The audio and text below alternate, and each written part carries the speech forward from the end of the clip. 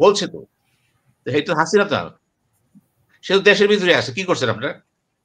যে দেশের ভিতরে আছে, ডাল নাই তলোয়ার নাই, সেও তো কথা বলতেছে। তো শেখ হাসিনা তো বিরাট ব্যাপার। তো আপনাকে বুঝতে হবে ঐক্যে ফাটল ধরে গেছে এবং সূক্ষ্ম ষড়যন্ত্র হচ্ছে nationally, globally, internationally to stage comeback করা আওয়ামী লীগ। রিঅ্যাক্ট করার জন্য কিন্তু। এবং আওয়ামী লীগ ইতিমধ্যেই কিন্তু সাংগঠনিকভাবে যদি নির্বাচনটা দিয়ে দেন, আমি কথার কথা বললাম। ওই যে পিআর এর কথা বলতেছে জামাত ইসলাম। যদি পিআর এর নির্বাচন হয়, আর যদি আওয়ামী লীগের কোন ক্যান্ডিডেট আওয়ামী লীগ ছাড়াই দাঁড়াতে চেষ্টা করে অন্যভাবে, তাহলে ফরিদপুর বেলটা চাইতে পারে আপনাকে। উঠতে গেলে কিন্তু কিছু এলাকা আছে কিন্তু। সেই এলাকা কিন্তু তার। কারণ শেখ হাসিনা খারাপ কার কাছে? দলের কাছে না তো। দলের কাছে এখন সে দেবী। আপনার কাছে আমার কাছে খারাপ। জাতির কাছে খারাপ। কিন্তু আওয়ামী লীগের কত পার্সেন্ট আছে? ধরেন 10% আছে। অনেকে বলতেছে আওয়ামী লীগ নাই।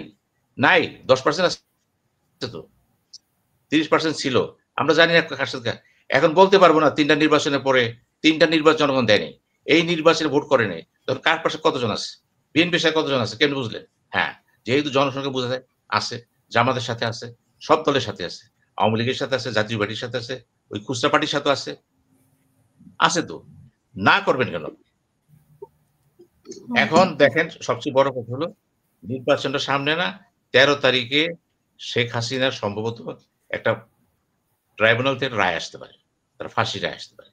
ওটাকে প্রতিহত করার জন্য একটা পরিস্থিতি সৃষ্টি করা হচ্ছে কিন্তু। এটা হতে পারে। কিন্তু আরেকটা কথা আছে তো। আমি ডক্টর ইউনূস সাহেবকে প্রশ্ন করব।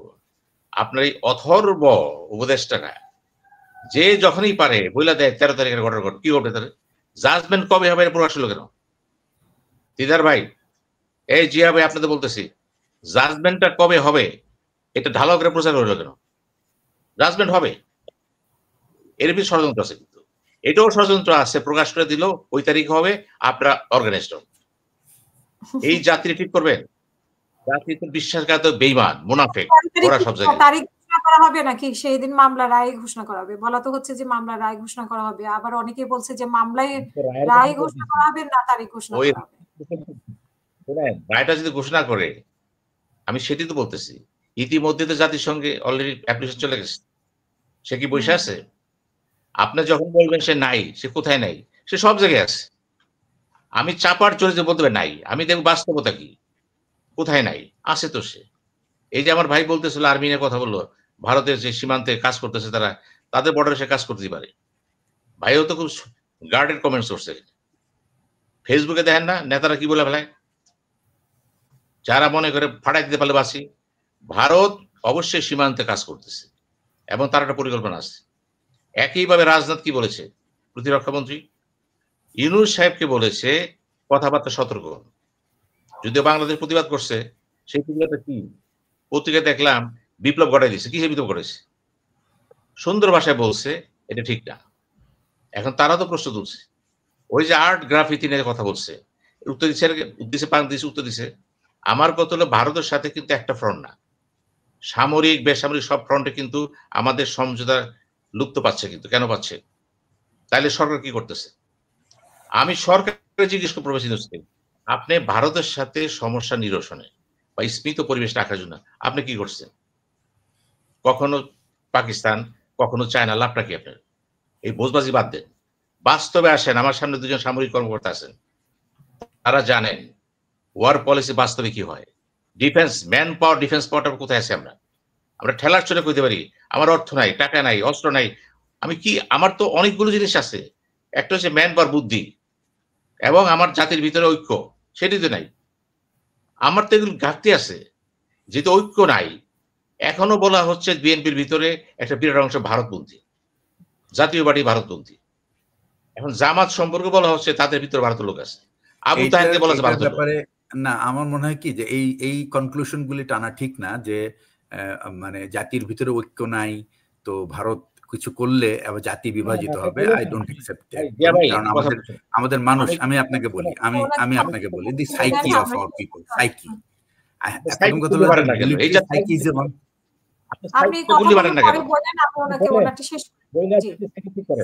জাতিকে বুঝতে দেন তোমাদের জন্য। এই যে বলছেন দলগুলি এত বড় সংস্কার কমিশন করা হলো, কোন দল কি বলছে দলের ভিতরে গণতন্ত্র নাই? এটার আলোচনা করেন। সব সুবিধাবাদীরা আলোচনা করে নাই, কিন্তু এই একটা বিষয়ে কিন্তু আলোচনা হয় নাই। আমরা বলেছিলাম আলোচনা উচিত ছিল, দলীয় স্বার্থ করবে না, কোন দল চাবে না তার প্রেসিডেন্টের কথা বলেন, তার চেয়ারম্যানের কথা বলেন, সব দেবতা দেবীতে হয়ে গেছে। এই যে সমস্যা হয়ে গেছে, এই সমস্যা কি করবেন আপনি? আমি এখনো বলছি যে যদি আপনি মনে করেন দেশটা বিল্ড আপ করবেন, পূর্ব শর্ত হচ্ছে ওই যে বলছেন পার্টি ভালো না, আপনি পরিবার ভালো? প্রত্যেকটা পরিবার বিধ্বস্ত কম বেশি, প্রত্যেক পরিবারে দুই একটা লোক আছে অসৎ, রাষ্ট্র অসৎ, ঘুষ দুর্নীতি বন্ধ হয়েছে, তো কোথায় ঐক্য আনবেন আপনি? ঐক্য আনার ক্ষেত্রে তো আপনার পরিবেশ চাইতো। হ্যাঁ, একমত হয়ে গেলেন, চার্টার সাইন করেন মানে কি?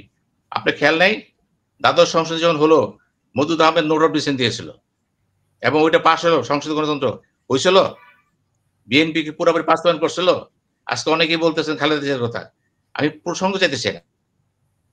খালেদা জিয়া ভালো যে নেত্রী, আমি তাকে শ্রদ্ধা করি, কিন্তু বিএনপির শাসন আমাদের দ্বাদশ সংশোধনী হলো, ওটা কি শাসন ছিল? ওই শাসন অবস্থা কেমন ছিল? কেউ বলেন না? বললে সবই বলবেন। একজনকে দেবতা বানানোর চেষ্টা করে দেবতা বানাতে পারি কিনা আমি, সে মানুষ, তারও ভুল ছিল। সব যদি ভুলা যান, এই জাতির কপালে দুঃখ তো আছেই। খালেদা জিয়ারও দোষ ত্রুটি ছিল, সেও প্রধানমন্ত্রী হিসেবে শাসন করছে, এখন সে নির্যাতিত, কাকে দিয়া? হাসিনাকে দিয়া। আমরা তার পক্ষে আছি, কিন্তু যে কাজগুলি সে করেছে আমরা তো তার বিপক্ষে যাব। আমি বলেছি প্রত্যেক দল যারা দেশ শাসন করছে কম বেশি ভুল করছে, এবং সর্বোচ্চ ভুল করছে কে? আওয়ামী লীগ। এমন শাস্তি সে পাইছে। কেন তার নেত্রীকে পালাতে হলো? কে পালাতে সাহায্য করলো তাকে?